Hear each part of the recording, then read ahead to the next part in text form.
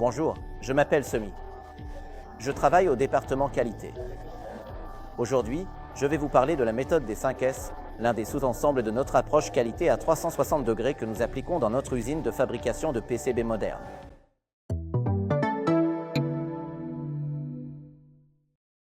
Alors, qu'est-ce que la méthode des 5 S? Les 5 S sont une technique que nous appliquons pour créer un environnement de travail de qualité et instaurer un cadre de production durable. C'est optimiser l'espace de travail en termes de sécurité, de confort et de propreté. Pourquoi devrions-nous appliquer la méthode des 5 S? Les gaspillages deviennent visibles et leur élimination est facilitée. Elle renforce notre contrôle sur les matériaux, les équipements et l'espace de travail. Elle aide à réduire à zéro les risques liés à la sécurité au travail. Elle augmente la valeur qualité et réduit les coûts. Le 5S est un cycle composé de 5 mots anglais commençant par la lettre S. En turc, cela correspond à trier, organiser, nettoyer, standardiser et discipliner. Le tri consiste à séparer et à retirer du lieu de travail les différents matériaux, suivi ensuite de l'étape d'organisation correspondante. Il s'agit de placer ces éléments dans un endroit plus accessible et de regrouper les mêmes produits ou des produits similaires ensemble. Le nettoyage consiste à éliminer la saleté apparue après le désordre existant. La standardisation, c'est établir une norme pour préserver l'ordre créé, et discipliner consiste à maintenir le cycle formé lors des 4 étapes précédentes.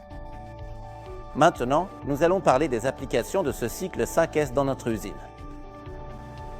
Nous appliquons la méthodologie 5S dans toutes les opérations de notre usine. À présent, nous allons examiner avec vous la station de retouche et d'analyse de produits, où la diversité des produits et le flux sont les plus variables, et discuter de la manière dont les pratiques 5S y sont mises en œuvre. Je vous en prie. Bonjour Saïndé, pourriez-vous nous expliquer comment vous appliquez le 5S à votre station? Bonjour Semi Bey, bien sûr. Je viens aussi de terminer une opération. Nous plaçons le PCB sur lequel j'ai travaillé dans le plateau que nous avons préalablement défini. Ensuite, je vais placer tout le matériel de mon poste à leur emplacement fixe, conformément au nouveau processus de travail. Je range tous les matériaux que j'ai utilisés temporairement dans la boîte marquée à cet effet. Je remets le fer à souder que j'ai utilisé à sa place. Notre téléphone portable est toujours avec nous dans l'entreprise pour rester en contact. Nos effets personnels sont toujours à portée de main. C'est ici que se trouvent nos tournevis LSD. Nous rangeons la pince à épiler. Nous remettons notre clavier et notre souris que nous avons déplacés sur le bureau à leur emplacement habituel et standard. Nous jetons également tous les déchets générés lors du processus dans la poubelle et terminons le nettoyage de notre poste. Notre agenda est aussi un objet personnel, il est toujours avec nous. À présent, notre poste de travail est prêt pour le prochain processus. De cette manière, nous appliquons la discipline que nous avons standardisée à travers les méthodes de trier, organiser et nettoyer à chaque aspect de notre vie quotidienne. Je vous remercie, Monsieur Saïn. Non seulement les postes de travail opérationnels dans la zone de production, mais aussi l'agencement général de la zone de production ont été définis selon la méthodologie 5S. À ce stade, les postes de travail, les machines utilisées dans l'opération ont leurs zones délimitées par des bandes jaunes et les opérations sont réalisées à l'intérieur de ces zones. En outre, les zones de stockage sont identifiées par des bandes bleues. Dans les zones où il existe un risque d'électrocution ou susceptible de provoquer un accident du travail, des bandes jaunes et noires sont utilisées. Les zones où se trouvent les extincteurs sont délimitées par des bandes rouges et blanches. En dehors de cela, il arrive parfois que des résultats différents ou non conformes aux opérations soient produits. Nous conservons également ces éléments dans des zones signalées par des bandes rouges et nous gérons leur processus.